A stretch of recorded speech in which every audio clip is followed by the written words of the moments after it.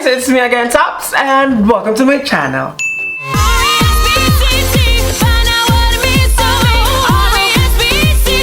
So, kamusta po kayong lahat, guys? Oh my god, kagigising ko lang, you know what? Woke up like this. Charr. Parang ang putla-putla ako sa video to. Kailangan ko yata mag-makeup. Tinatamad kasi ako mag-makeup. Sorry, guys. Anyway, guys, may gagawin akong video now. But before we start, syempre, kailangan natin ng energy. So, ayun na nga guys, bago ko simulan yung gagawin kong video, meron muna akong ipapakita sa inyo. So, meron pala akong package guys from Tindahan ni Sunshine. Ayan, naka-bubble wrap pa. Wait, buksan natin.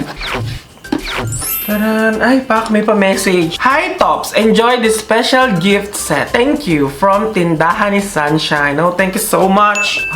Uy, meron tayong kape! O, diba? Ang bongga ng package. So, may kasama siyang manual French press or plunger. And then, dalawang pouch ng ground coffee. Benguet, Barako, Dark Roast, Robusta, plus Excelsa. And then, ito naman is caramel infused coffee. Wow! So honestly guys, hindi po talaga ako palakaping tao. I mean, hindi ako regular na nagtitake ng coffee every morning or pagkagising. But nagkakape ako pag kailangan, especially pag may mga times na wala akong tulog, kailangan ko ng energy. But recently guys, simula nung nag-start akong mag-work from home because of the lockdown. Ewan ko ba, na-experience nyo ba yun? Yung kahit nasa bahay lang kayo, parang antok na antok kayo magtrabaho. Yung tipong mas nakakatamad magtrabaho pag nasa bahay ka, alam mo yun, yung ganong feeling. So, doon ako nagsimulang mag-start mag-coffee. Kumbaga, pang pabuhay, and everything. Sok sa akin to ngayon, guys. Kasi nga, pala kape na tayo ngayon, di ba? So, alam naman natin lahat yung kayang gawin ng kape. Tare, kayang gawin ng kape. Di ba?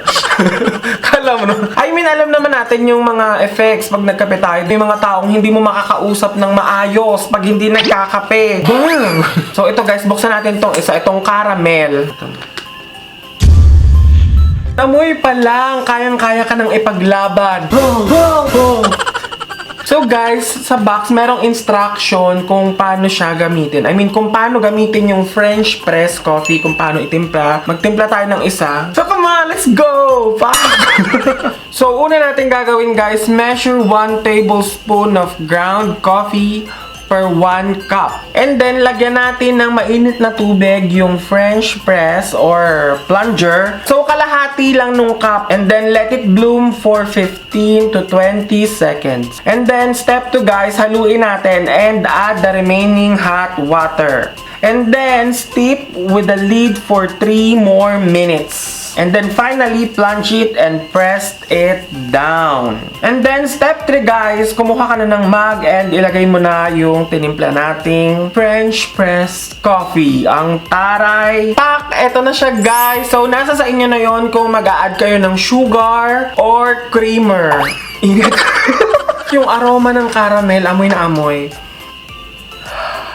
So, sa mga gustong mag-avail at tikman kung gaano kasarap itong ground coffee from Tindahan ni Sunshine, ito po yung kanilang Facebook page. So, para hindi na kayo mahirapan mag-search, guys, ilalagay ko po yung link ng kanilang Facebook page sa aking description below, pati yung contact number nila kung gusto niyo po silang i-message. Mag-avail na kayo, guys, especially yung mga coffee enthusiasts dyan, yung mga hindi makausap pag umaga, yung mga hindi kumpleto yung araw pag hindi nakakainom ng kape. Oh my goodness, ito na yung kukumpleto sa buhay mo. And then sa hindi mga coffee person dyan, try mong magkape para kabahan ka naman at ma-realize mo, hindi ka niya mahal.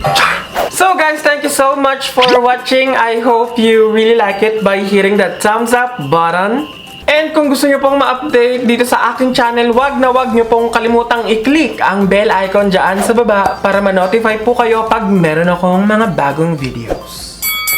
And of course, don't forget to put a comment, share this video, and subscribe to this channel and to my second channel, which is the TopsyHolicVLOGS. So yun lamang po guys, thank you so much. I love you all.